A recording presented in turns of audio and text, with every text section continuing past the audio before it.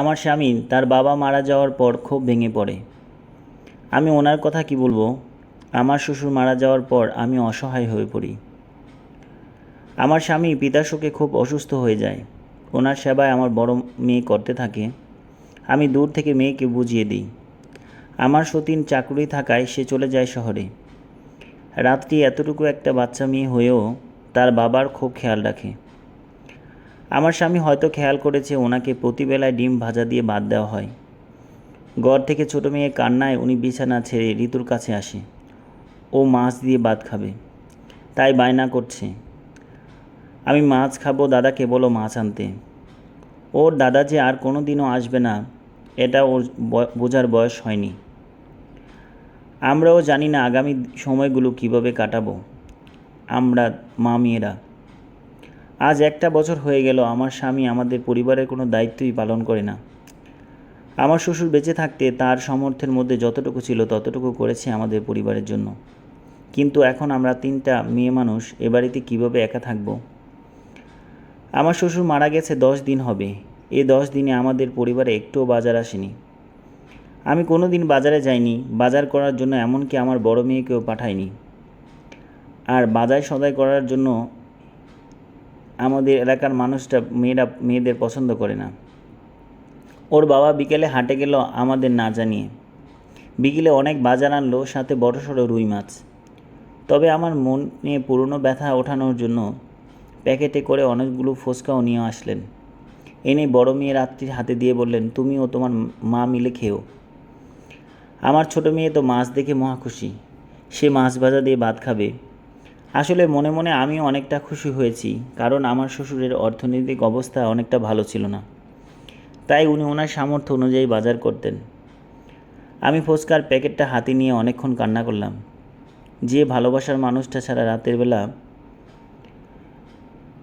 ঘুমাতে পারতাম না, সেই ভালোবাসার মানুষটা ছাড়া আজ একটা বছর পার করেছি হাহাকার আর শূন্যতা দিয়ে। আমি ফুচকা পছন্দ করতাম, কিন্তু তার চাইতে বেশি পছন্দ করতাম আমার স্বামী। আমার স্বামীর শূন্যতা নিয়ে একটা বছর আমি কিভাবে কেটেছি তা আমিই জানি। জীবনে বড় রকম কোনো চাওয়া পাওয়া ছিল না। আমার স্বামী সন্তান নিয়ে বেশ ভালোই ছিলাম আমরা, কিন্তু মেয়ে হয়ে জন্মানো যে জগতে পাপ তা হাড়ে হাড়ে টের পেলাম। রাত্রি আমার কান্না দেখে সেও ফুচকাগুলো খায়নি, যেভাবে এনেছে সেভাবে রেখে দিয়েছে। কিছুক্ষণ পর আমার স্বামী রাত্রিকে ডেকে নিয়ে জিজ্ঞেস করলো, রাত্রি, তোমার আম্মু কি ফুচকাগুলো খেয়েছে? রাত্রি নাছুশক জবাব দেয় এবং বলে, আম্মুর ফুচকা দেখে অনেক কান্না করেছে। রাতের বেলা আমরা খেতে বসেছি, আমি রুই মাছের একটা পিসও আমার পাতে তুলিনি। এ দেখে রাত্রিও রুই মাছ খেতে অস্বীকার করলো। কিন্তু ঋতু, সে তো মহা খুশি। সে মাছ দিয়ে ভাত খাচ্ছে। মাছ ভাজাটা অনেক ভালো হয়েছে মা। আমি রাত্রির পাতে একটা রুই মাছের টুকরো দিয়ে বললাম, খেয়ে নাও মা, আমিও খাবো, তুমি খাও।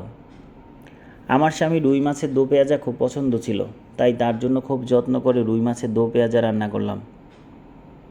আমি ওগর থেকে খেয়াল করলাম সে অনেক মনোযোগ দিয়ে খাবার খাচ্ছে, আর তো তার চোখ দিয়ে পানি পড়ছে। রাত্রি তার বাবার কান্না দেখে হাত বুলিয়ে দিয়ে বলল, বাবা তুমি কান্না করছো কেন? রাত্রির বাবার এবার বলল, মা রে, আমি জান্নাত দেখে জাহান্নামের পথে অনুসরণ করেছিলাম রে, যার জন্য আজ আমি দুকে দুকে মরছি। তোর দাদা ঠিকই বলেছিল, যেখানে আমি সুখকে খুঁজতে চেয়েছিলাম সেই সুখ আমার আর সইল না। রাত 10টার দিকে পাশের বাসায় আওয়াজ শোনা গেল, গণ্ডগোলের আওয়াজ। আমার স্বামীর দ্বিতীয় স্ত্রী এসেছে। সে পাড়াময় রটিয়ে দিয়েছে যে আমার স্বামী আমাকে অনেক আগেই তালাক দিয়ে দিয়েছে, কিন্তু আমার শ্বশুর জোর করে আমাকে তার বাড়িতে রেখেছে। মহল্লার মুরব্বীরা তো শুনে তেলে বেগুনে জ্বলে উঠেছে। তালাকপ্রাপ্তা মহিলাকে কেন স্বামীর বাড়িতে থাকবে? তাই পাড়ার কয়েকজন মুরব্বী মিলে বাড়িতে এসে আমার স্বামীকে ডাকলো, মকবুল, মকবুল বাড়িতে আছো? আমার স্বামী এখন অসুস্থ। সে সবাইকে বলল, কী ব্যাপার চাচা, কী হয়েছে? পাশের বাসার মেম্বার চাচা বলল, তুমি নাকি তোমার বউরে তালাক দিছো, তবে ওই বউ ঘরে রাখছো কেন? আমার স্বামী বললেন, না, আমি ওকে তালাক দিইনি, তবে আমি 1 বছর পর্যন্ত তাদের কোনো খাওয়া পড়ার টাকা দিইনি। কিন্তু আমি যে আমার স্ত্রীকে তালাক দিয়েছি এ কথা আপনাদের কে বলেছে? তখন ওর দ্বিতীয় স্ত্রী এসে আমাকে গালাগাল করে বলল, তালাক দিয়ে দিছে, তারপরও জামাইয়ের লগে হতনের শখ হয়? আমি বললাম, কই, উনি তো কোনো দিন আমাকে এ ধরনের শব্দ ব্যবহার করেনি। বাড়িতে একরকম হট্টগোল লেগে গেল। আমার বড় মেয়ে কান্না করতেছে এমন হট্টগোল দেখে। আমি আর কথা বাড়াইনি। যা কথা বলার আমার স্বামী বলছে। সে সবাইকে বলছে যে আমাকে তালাক দেয়নি। এই কথা শুনে আমার স্বামীর দ্বিতীয় স্ত্রী বললেন, তুই যদি তোর বউরে তালাক না দেস, আমি তোরে সাইডে দুম, আর আমার কাছে যে টাকা নিছস সব কিছু দিয়ে দিবি। আমি কিছুই বুঝতে পারলাম না। 1 বছরের মধ্যে তাদের প্রেম শেষ হয়ে গেল। যে দ্বিতীয় স্ত্রীকে পেয়ে আমাকে ভুলে গিয়েছিল, সেই স্ত্রী কীভাবে স্বামীকে তুই তোকারি করে কথা বলে, অথচ আমার স্বামী আমাকে দেখে একটা বছর খোঁজ খবর নেয়নি। এখনও পর্যন্ত আমাদের কোনো খোঁজ খবর নেয় না। কিন্তু আমি তুই তো দূরের কথা, আমার স্বামীর সাথে রাগ করেও একটি কথা বলিনি। রাতের বেলায় অতিমাত্রিক ঝগড়া দেখে মেম্বার চাচা বললেন, সবাই চুপ থাকো, আগামীকাল 11টায় সালিশ বসবে। ওই সালিশের মধ্যে যে যার কথা বলো। আমার স্বামী আমার স্বামীর দ্বিতীয় স্ত্রীকে বলল, তুই যা করার করিস বিচারের মধ্যে, আর আমি যা বলার বলবো। আমার অন্তরাত্মা দুক দুক করতে লাগলো, কারণ আমরা আমাদের সম্মানটুকু নিয়ে এখনও বেঁচে আছি, আর এই সম্মানটুকু যদি না থাকে তাহলে বেঁচে থাকার আর কোনো মানে হয় না। পরদিন সকালে যথারীতি পাড়াময় বিচার বসলো।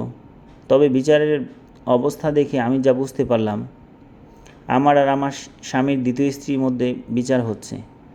আমার স্বামীর দ্বিতীয় স্ত্রী সব জানিয়ে দিয়েছে যে সে যদি আমাকে তালাক না দেয় তাহলে সে আর তার সংসার করবে না এবং তাকে নারী নির্যাতন মামলা দিবে। সালিশ শুরু হয়েছে। পাড়াময় সকল লোক এখানে উপস্থিত, এমনকি এলাকার চেয়ারম্যানও বিচারের মধ্যে আছে। আমার ননদ চলে এসেছে অনেক আগেই এবং আশপাশের মানুষ সবাই মিলে সালিশের মধ্যে মনোযোগ দিচ্ছে। প্রথমে আমার চাচাতো বোন অর্থাৎ আমার স্বামীর দ্বিতীয় স্ত্রী কথা বলা শুরু করলেন। সে বলল, আমার স্বামী নাকি আমাকে 6 মাস আগেই তালাক দিয়ে দিছে, কিন্তু আমার শ্বশুরের জোরাজুরির কারণে এই ডিভোর্সটা কার্যকর করতে পারিনি। আমি নাকি আমার শ্বশুরকে জাদু করেছি, সেই জন্য আমার শ্বশুর আমাকে তার বাড়িতে রেখে দিয়েছে। এই সময় আমার স্বামী প্রতিবাদ করে বলেছিল, না, আমি আমার স্ত্রীকে তালাক দিইনি, আমি আমার প্রথম স্ত্রীকে তালাক দিইনি। আমার স্বামীর দ্বিতীয় স্ত্রী চিৎকার করে বলল, বেঈমান, তুই তালাক দেস নাই, তবে এই সিগনেচার কার্ড। চেয়ারম্যান সাহেব তার হাতের কাগজটা নিয়ে অবাক হলো, বলল, মকবুল, সে তো সত্য কথাই বলেছে। তুমি তো তোমার স্ত্রীকে তালাক দিয়ে দিছো, সমস্ত কিছুই তো লেখা আছে এখানে। আমার স্বামী বললেন, না, আমি কোনো তালাকনামায় সিগনেচার করিনি। তবে একদিন আমার স্ত্রী আমাকে বলল তার ব্যাংকের কী জানি কাজ আছে, সেই জন্য সাদা কাগজে সাইন করতে। ওইখানে আমি সাইন করেছিলাম। এর পরে ঘটনা যা বলল সবাই তো অবাক হয়ে গেছে। আমার স্বামী বলল, আমি তাকে বিয়ে করতে চাইনি, সে জোর করে ফাঁদে ফেলে আমাকে বিয়ে করেছে। আমার স্বামী বলল, আমার স্ত্রী চাচাতো বোন হওয়ার কারণে, তার স্বামী না থাকার কারণে বিভিন্ন কাজে আমি তাকে সাহায্য করেছি। চট্টগ্রাম শহরে বাসা পায় না, সেই জন্য তাকে বাসা ভাড়া করে দিয়েছি। একদিন রাতে ফোন করে বলল তার নাকি কী সমস্যা, এই জন্য দ্রুত বাসায় যেতে। আমিও সরল মনে বাসায় গেলাম, এই জন্য যে আমার শালিকা কোনো সমস্যায় পড়েছে তা থেকে উদ্ধার করার জন্য। গিয়ে দেখি পরিস্থিতি ভিন্ন। সে আমার জন্য ভালো রান্না করেছে এবং সেজেগুজে একজন নববিবাহিত স্ত্রীর মতো সেজেগুজে রয়েছে। আমি তার বাসায় ঢুকে অবাক হলাম, বললাম, কী সমস্যা, এইভাবে আমায় ডাকলে কেন? সে আমাকে জবাব দিল, আমি নাকি তাকে অনেক সহায়তা করেছি, তার চাকরি পেতে সহায়তা করেছি, তাকে বাসা নিতে সহায়তা করেছি, তাই আমাকে ট্রিট দিবে বলে সে আমাকে জরুরি ভিত্তিতে ডেকেছে। আমি তাকে বললাম, তুমি পরে ডাকলেও তো পারতে, তোমার বোন আসতো আমার সাথে। তখন সে বলল, বোন আসলে কি আমি আপনাকে একান্তভাবে দেখতে পারতাম? আমার বুকের ভেতরটা মোচড় দিয়ে উঠল। ঝামেলার মধ্যে পড়তে যাচ্ছি না তো আমি, বুঝতে পারছি না। তখন রাত 11টা বাজে। সে আমাকে খাবার দিল। আমি তাড়াতাড়ি কিছু খেয়ে উঠতে যাব, এমন সময় বাইরে থেকে কিছু ছেলেপেলের হট্টগোল শোনা গেল এবং কয়েকজন ছেলে দরজার মধ্যে ধাক্কাধাক্কি করতেছে। আমি তাকে বললাম, বাইরে কি হচ্ছে আমি বুঝতে পারছি না, তুমি তাড়াতাড়ি বাড়িওয়ালাকে ফোন দাও। সে বাড়িওয়ালাকে ফোন না দিয়ে দরজা খুলে দিল। সঙ্গে সঙ্গে কিছু ছেলেপেলে আমাকে ঘিরে ধরল, বলল, এই বেডি তোমার কি হয়? আমি বললাম, আমার শালিকা হয়, তার কী জানি সমস্যা, এই জন্য বাসায় এসেছি। তখন ওই ছেলেরা বাজে মন্তব্য করতেছিল, রাতের বেলার সমস্যা মিটাতে তো রাতের বেলায় আইতে হয়। তা মজা তো ভালোই মারলেন। একজনে আমার কালারে ধরে বাইরে নিয়ে চলে যেতে চাইল। ওই সময় আমার শালিকা আমাকে জড়িয়ে ধরে এমন ভান করলো যাতে তার সাথে আমার কি গভীর সম্পর্ক। মুহূর্তের মধ্যে আমাদের রুমে ভরে গেল মানুষে। এর মাঝখানে বাড়িওয়ালাও চলে আসলো। আমি শুধু একটা কথাই বললাম, দেখেন, উনি আমাকে ফোন করে বলেছে ওনার বাসায় কী জানি সমস্যা হয়েছে, এই জন্য আমি ওনার বাসায় এসেছিলাম। কিন্তু ওনার সাথে আমার তেমন কোনো সম্পর্ক নেই। তাছাড়া ওনার বোন আমার স্ত্রী হয়। আমি আমার স্ত্রীকে রেখে আমি ওনাকে বিয়ে করতে পারবো না। কিন্তু ওই সময়ে সে যে বান করেছে, সে কান্না করতে সবাইকে বলেছে, আপনারা যা করতে চান তাই করেন। আমি আমার প্রাণ ভয়ে আর কথা বাড়াইনি। যদি ওইখানে উল্টাপাল্টা কোনো কথা বলি তাহলে প্রাণ দেওয়া ছাড়া আর কোনো উপায় নেই আমার। রাত 1টার দিকে কাজী এনে আমাদের বিয়ে পড়িয়ে দিল। কাজী কাবিনে 10 লক্ষ টাকা নির্ধারণ করলো। ওই সময় আমি কোনো প্রতিবাদ করতে পারিনি, কারণ তাদের আগে থেকেই মঞ্চ করা ছিল, আর সেই মঞ্চের সবচেয়ে বড় অভিনেতা ছিল আমার দ্বিতীয় স্ত্রী। কিছুক্ষণ পর আমার স্বামীর দ্বিতীয় স্ত্রী উল্টাপাল্টা কথা বলা শুরু করলেন। সে নাকি তাকে অনেকবার ব্যবহার করেছে, তাকে বিবাহ বহির্ভূত সম্পর্ক করেছে তার সাথে। আল্লাহর কি রহমত, ওই সময় আমার চাচাতো বোনের আগের স্বামী সে সত্যটুকু ফাঁস করে দিল। সে বলল তার স্ত্রী একজন টাকা পাগল মহিলা, সব কিছুই করতে পারে টাকার জন্য, তাই সে তার কাবিননামার টাকার জন্য আগের স্বামীকে ছেড়ে দিয়েছে এবং মামলা করেছে, 10 লক্ষ টাকা আদায় করেছে তার কাছ থেকে। এবারে দ্বিতীয় প্রজেক্ট, আমার স্বামী, তাকেও সে 10 লক্ষ টাকা দেনমোহর ধার্য করেছে টাকা আদায় করতে।